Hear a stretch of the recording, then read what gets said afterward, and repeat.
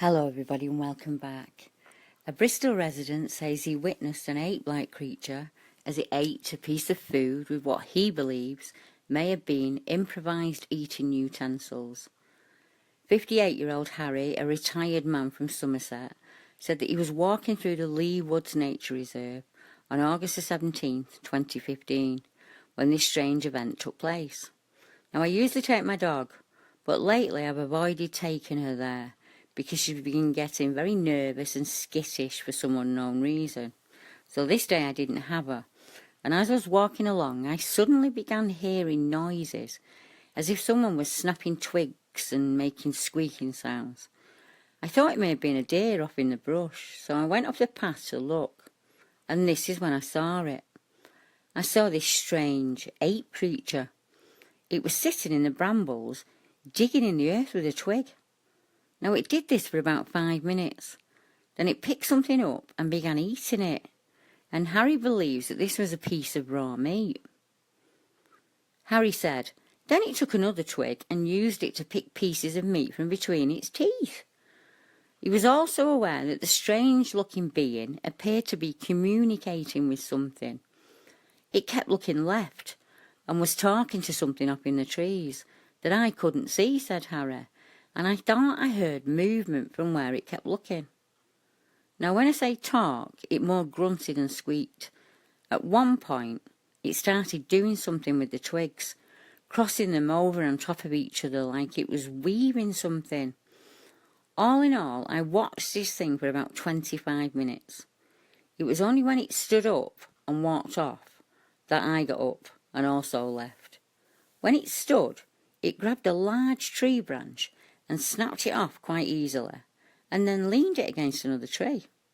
Then it walked off, and I never saw it again.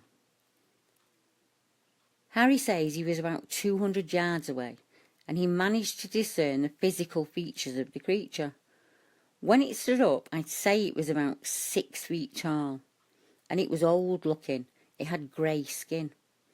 I could see that it had human features, but its face looked more ape-like, with a broader nose and cheeks, and a jaw that jutted out and looked like it curved. It looked just like the prehistoric man from The Land That Time Forgot, the old Doug McClure film.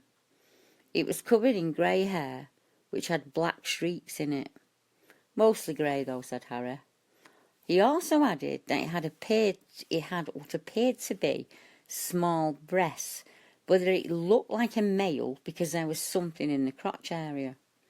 Now Harry explains that even though he was confused about what he was witnessing, he was certain what it wasn't. It was not an animal. It wasn't a horse or a dog or anything like that. It was an ape man. It was like a man living wild, he said, like a Neanderthal or something similar. Now I've heard of Bigfoot, but it wasn't like one of those, like the giant wrestler type things you hear about from America. I searched for Bigfoots in the UK and I came across your article on these sightings, so I thought I'd share this with you. Now Harry said he was not scared or worried because this creature seemed friendly, although he adds it didn't get a chance to see him. Now a quote from the Bristol Post says, Leigh Woods has had a reputation for being haunted for some time. Years ago, tramps lived in the woods. They were in the Abbottsley end and avoiding the Leigh Woods part because of the evil reputation there. It was said that loud screams could be heard at night. Now, when I put this account out as an article, somebody else actually got in touch with me. And she said, I came across your story of Leigh Woods and the witnesses' accounts there, and I had some strange occurrences happen to me there, and I thought you might want to hear about them. I used to visit the woods a lot as a young girl, and when I was much older, my last venture there was so strange I haven't been back since. In my youth, we spent some nights in those woods, but there were always lots of us. There'd be 20 plus cars, and we'd park those cars in a circle with the lights on, so that the middle was well lit. And one night when I walked towards the car to get something, I saw red glowing eyes watching us from the darkness. They were about the height of the bumper. I never even told anyone about that before. Then about 10 years ago, I was out in Leigh Woods, a place I know like the back of my hand, and yet I got lost. I was wandering around trying to get my bearings, and I came across this weird stick house made of branches and vines that were woven together. It was open to the elements, and you could see inside. Now, I've no idea who or what made that, but the experience of being lost in a place I know so well has stopped me going back. I haven't returned there for at least a decade. Now, I took that account about 18 months ago through Facebook, so it's more than a decade now. Now, there's another account, and they've called it the Leigh Woods Whistled, but I want you to listen to some of their behaviour because it was actually reported as a ghost. And it says, while on a camping excursion in Leigh Woods, Kate Shannon and Lola Swan were terrorised at night while in their tent by something that whistled back and could be heard trampling around their campsite area. They quit camping and left the woods in the middle of the night after hearing a child's voice, among other noises that they heard.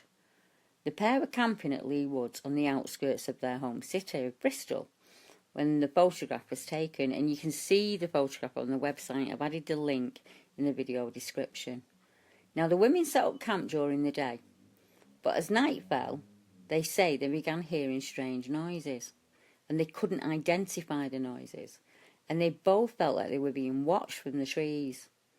At one point, Miss Shannon, 24, whistled and was horrified when something in the dark tree line replied to her whistle and whistled back. They say their hammer went missing during the trip, and they heard a child's voice at 1 a.m. in the morning, which was the final straw. After midnight, it all got too scary, and in our panic and fear, we packed up our tent and got the hell out of there, said Miss Swan.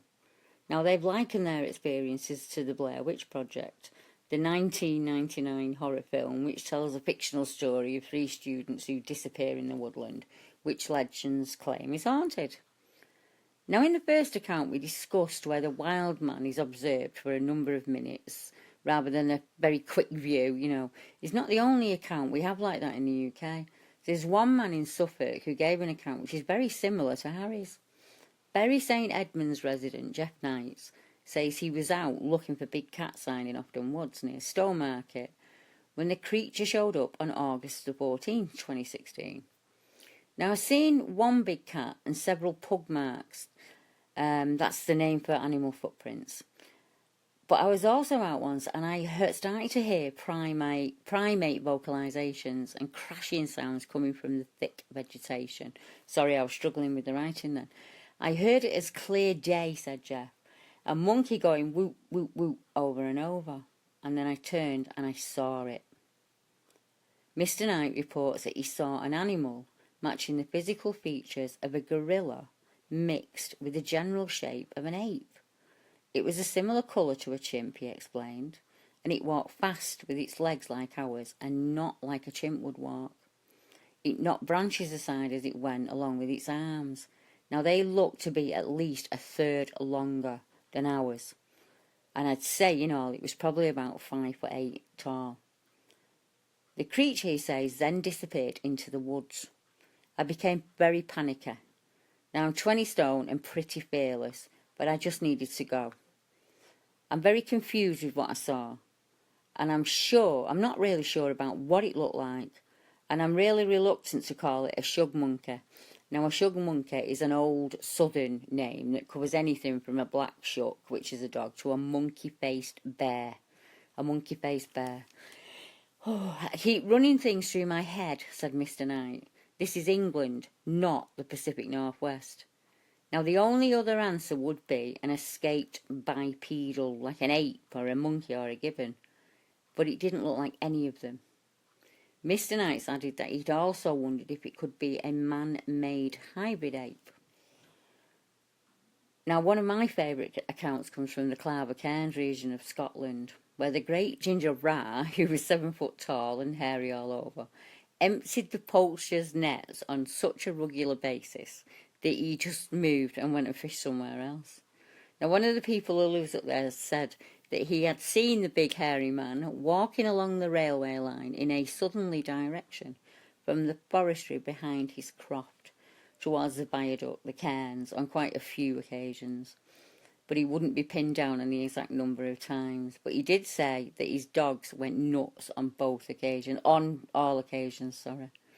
Also, with that witness was another man who lived in the area of the Nairn Valley. And he was out at Clanber Cairns in the fields late at night, and he's often out early morning. Now, he says he saw something moving that he could not explain, and this happened about 3 or 4 times. The first time he was out in the fields, and he heard someone coming along the riverbank, so he dived for cover. And as it passed him, it appeared to be enormous in height, he said, and width, and it stank to high heaven. Now, his best view was one night when he had his nets out on the river and he'd walked away downstream. When he came back about half an hour later, he said, that great bloody hairy thing was taking the fish from my net. He yelled at it and it stood up and turned, complete with fish, and walked off into the trees. He said it wasn't in any hurry. So he asked the witness for a height estimate, and he came up with, he said, I'm 6'3", so this thing was around 7 foot and much broader than I am. He's also seen the creature on other occasions on the opposite bank of the river, but not within 30 feet, and it tried to hide in the tree or the bush line at that time. He also mentioned in passing that his brother had seen the same figure cross the actual battlefield at Culloden. Another report from a person living along the river was that the big ginger rar walked past the cottage door to get to the railway line. We're so used to it now, we just close the door at dawn and dusk and leave them to it. So until next time, thank you very much. Good night.